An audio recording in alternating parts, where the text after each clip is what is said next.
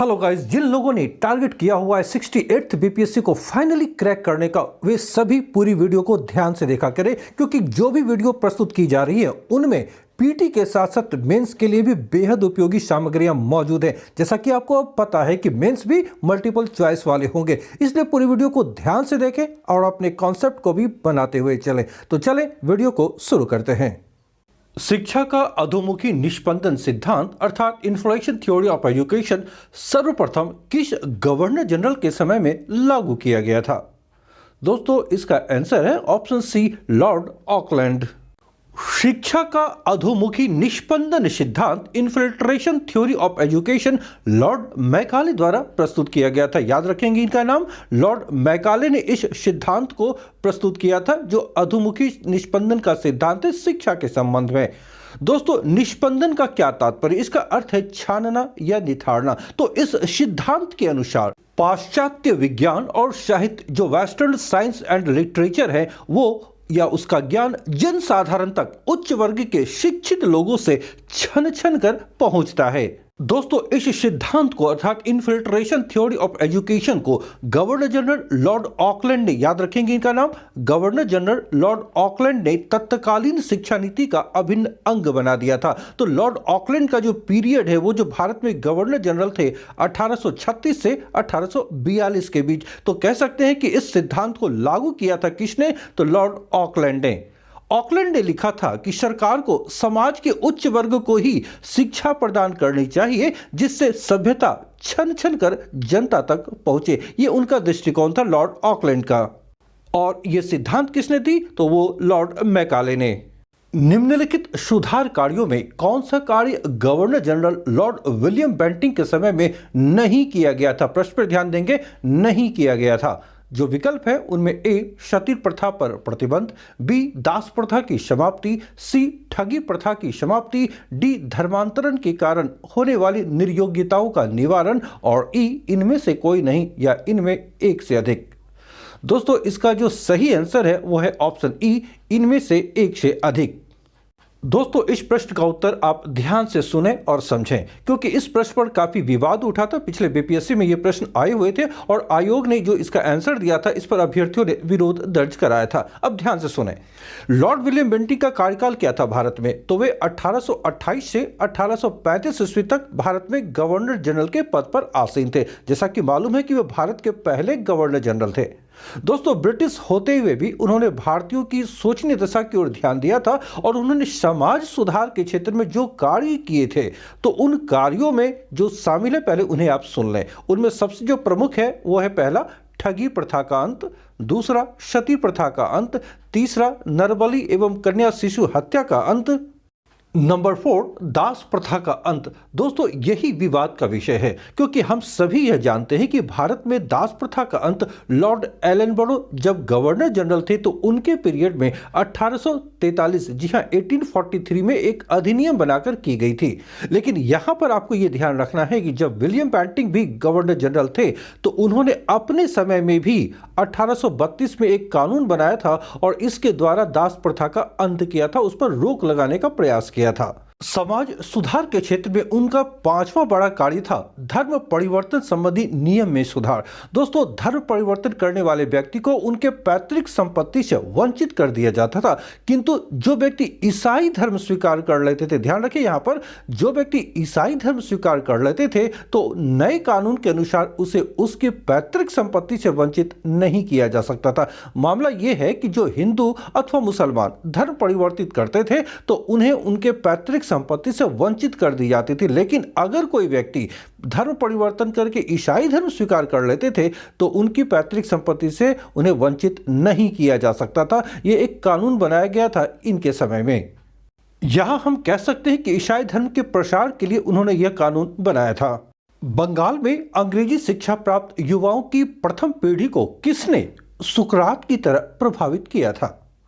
दोस्तों, यहां जो विकल्प है इसके अनुसार है answer D, Henry Vivian Derozio. दोस्तों, हेनरी विवियन डेरोजियो एक अंग्रेज भारतीय कवि थे। वे अंग्रेज थे जो भारत में रह रहे थे। साथ ही वे हिंदू कॉलेज कोलकाता, जो उस वक्त कलकत्ता था, वहां के वे सहायक प्रधानाध्यापक भी थे। वे अपने समय के एक क्रांतिकारी विचारक थे और बंगाल के युवाओं के बीच पश्चिमी शिक्षा जो वेस्टर्न एजुकेशन है और विज्ञान जो साइंस है उसका प्रसार करने वाले पहले भारतीय शिक्षकों में से एक थे। भारत में शिक्षा परिषद काउंसिल ऑफ एजुकेशन की स्थापना कब की गई थी? दोस्तों इसका आंसर है ऑप्शन बी 1842 ईस्वी में 1842। दोस्तों लॉर्ड विलियम बेंटिंक के कार्यकाल के दौरान भारत में इस मुद्दे को लेकर यह चर्चा छिड़ी थी कि भारत में शिक्षा किस प्रकार की दी जाए, वो वेस्टर्न पाश्चात्य हो या प्राचीन एंशियंट ये परंपरा से चली आ रही है। तो वहां पर लॉर्ड मैकाले की अध्यक्षता में जो कमेटी गठित की गई थी उसने जो सिफारिश की, जो सुझाव दिया, इसके अनुसार मैकाले ने शिक्षा के माध्यम के रूप में अंग्रेजी को और भारतीयों के अध्ययन के विषयों के रूप में पश्चिमी शिक्षा जो वेस्टर्न एजुकेशन है उसे वहां की लिटरेचर, साहित्य और विज्ञान यानी साइंस के पक्ष में अपना फैसला दिया था। और इसके बाद 1835 से लेकर 1839 ईस्वी के बीच सरकार ने 23 स्कूलों की स्थापना की थी। और इसके बाद 1842 में, ध्यान रखिएगा, 1842 ईस्वी में सार्वजनिक निर्देश समिति जो the committee of public instruction थी उनके स्थान पर एक शिक्षा परिषद काउंसिल ऑफ एजुकेशन की स्थापना की गई थी। तो याद रखिएगा कि काउंसिल ऑफ एजुकेशन की स्थापना कब की गई थी? तो 1842 ईस्वी में।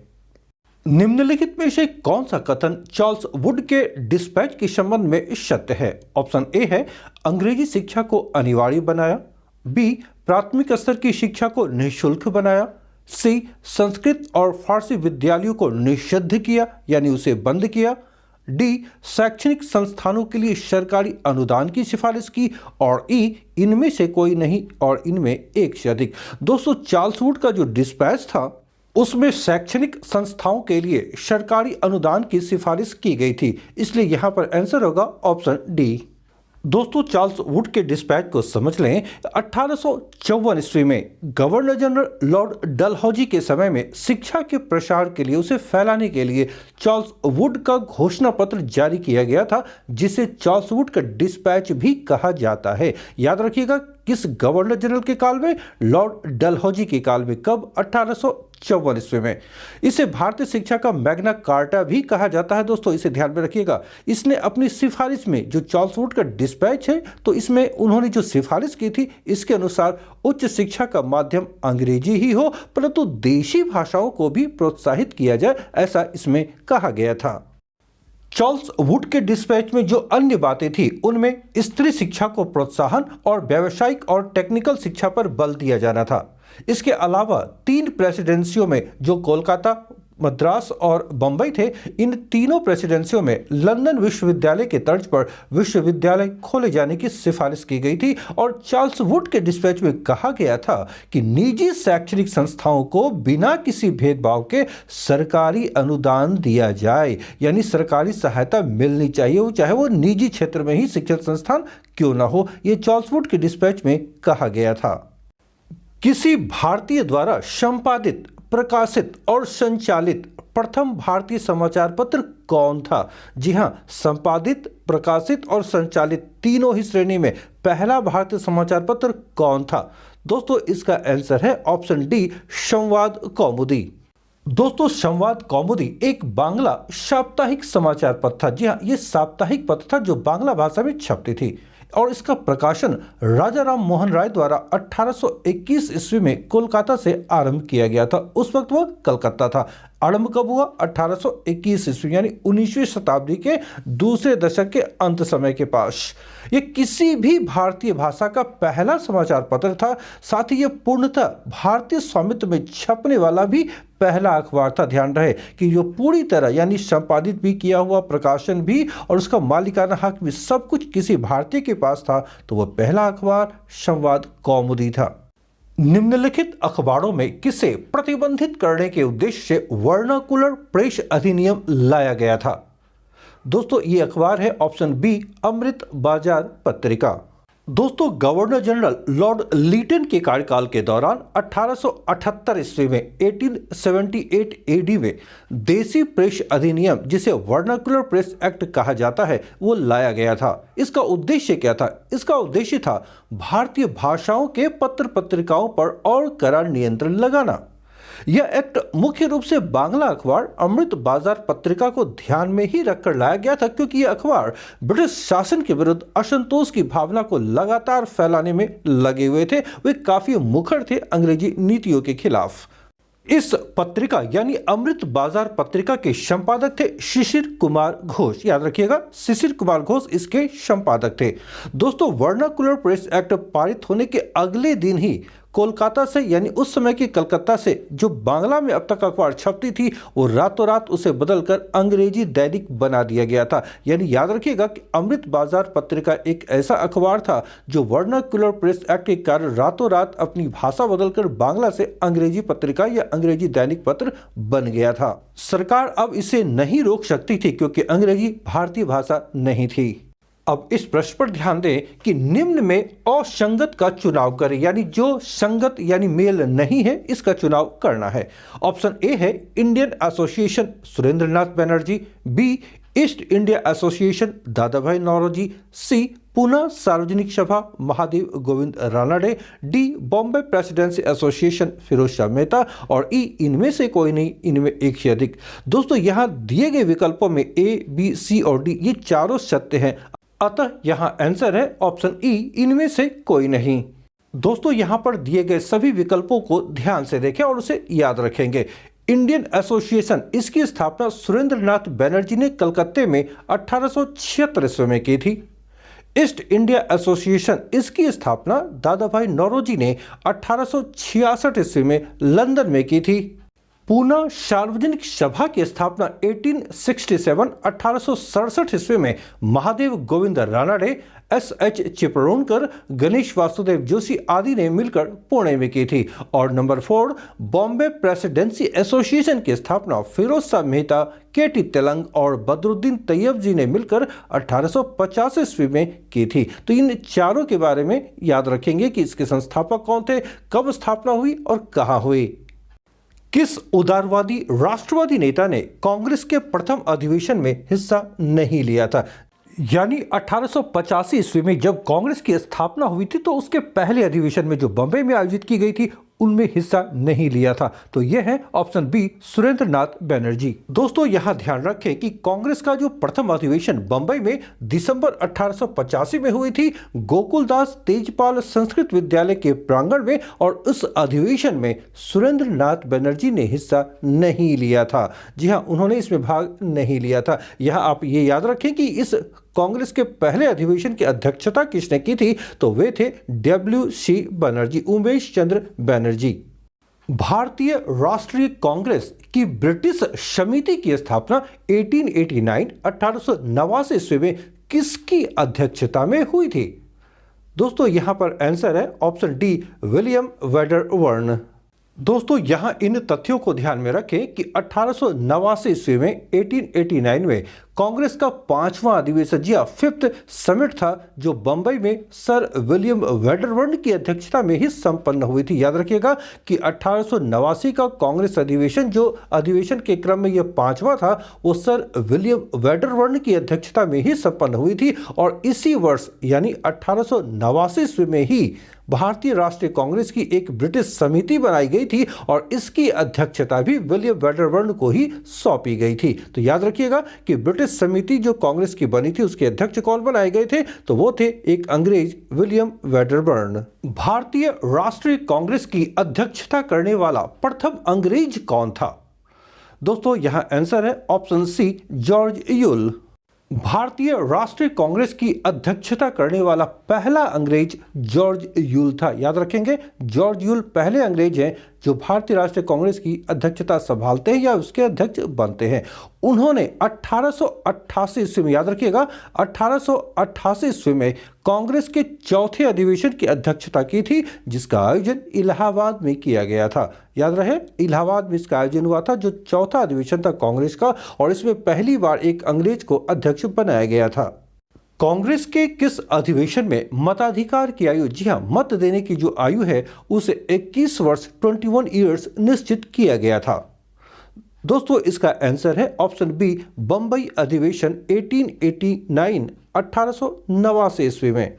1776 1776 एडी में निम्नलिखित में से किस ऐतिहासिक ग्रंथ का संस्कृत से अंग्रेजी भाषा में अनुवाद a code of Gentoo laws के नाम से किया गया था? दोस्तों ये पुस्तक है ऑप्शन डी मनुस्मृति। निम्नलिखित में से किनके प्रयत्नों से 1817 ईस्वी में कलकत्ता में हिंदू कॉलेज की स्थापना हुई थी? विकल्प जो दिए गए हैं उनमें A Raja Ram Mohan Roy, B David Hare, C Charles Grant, D Jonathan Duncan और ई इनमें से कोई नहीं और इनमें एक से अधिक। दोस्तों यहां दिए गए विकल्प में दो विकल्प सही हैं, राजा राम मोहन रॉय और डेविड हेयर, इसलिए आंसर है ऑप्शन ई इनमें एक से अधिक। दोस्तों 19वीं शताब्दी में ईसाई मिशनरियों का प्रभाव काफी बढ़ता जा रहा था और इसके बाद राजा राम मोहन रॉय और डेविड हेयर इन दोनों ने के प्रयत्नों से अनेक स्कूलों की स्थापना की गई थी बंगाल में। और यहीं पर हम लोग देखते हैं कि एक हिंदू कॉलेज की भी स्थापना हुई थी 1817 में जो कलकत्ते में की गई थी और उनमें मुख्य भूमिका निभाई थी राजा राम मोहन रॉय और डेविड हेयर ने। निम्नलिखित में से किसने सबसे पहले स्वराज शब्द का प्रयोग किया था? यहां जो विकल्प है option A Swami Dayanand Saraswati, B Swami Vivekananda, C Dadabhai Naoroji, D Gopal Krishna Gokhale और ई इनमें से कोई नहीं या इनमें एक से अधिक। दोस्तों सबसे पहले स्वराज शब्द का प्रयोग करने वाले व्यक्ति थे स्वामी दयानंद सरस्वती, ऑप्शन ए। दोस्तों आपने प्रश्न पर ध्यान दिया होगा, यहां प्रश्न है कि स्वराज शब्द का प्रयोग सबसे पहले किसने किया था, ना कि स्वराज की डिमांड की बात हो रही है। इसलिए यह ध्यान रखें कि सबसे पहले इस शब्द यानी स्वराज शब्द का प्रयोग किया था स्वामी दयानंद सरस्वती ने। वे पहले व्यक्ति थे जिन्होंने यह भी बताया कि विदेशी वस्तुओं का बहिष्कार करना चाहिए और भारत में बनी स्वदेशी वस्तुओं का ही प्रयोग करना चाहिए, क्योंकि हम देखेंगे कि आगे राष्ट्रीय आंदोलन के दौरान उनकी इन बातों को अमल में लाया जाता है। दोस्तों यदि आप बीपीएससी की गंभीरतापूर्वक तैयारी कर रहे हैं तो इस चैनल पर उपलब्ध समस्त वीडियो का ध्यान से अवलोकन किया करें। प्रत्येक वीडियो आपको आपकी अवधारणा स्पष्ट करने में मदद करती है जो सफलता के लिए नितांत आवश्यक है। आप इसे पसंद कर रहे हैं तो आप इसे लाइक अवश्य करें, दोस्तों के बीच भी शेयर करें और अगर आप नए हैं तो चैनल को सब्सक्राइब अवश्य कर लें। साथ ही साथ बेल आइकन को भी प्रेस कर लें ताकि हमारे सारे वीडियोस के नए वीडियो जो आने वाले होंगे उनके नोटिफिकेशन आपको सबसे पहले मिल सके। मिलता हूं नेक्स्ट सेशन में बहुत शीघ्र। Till then bye.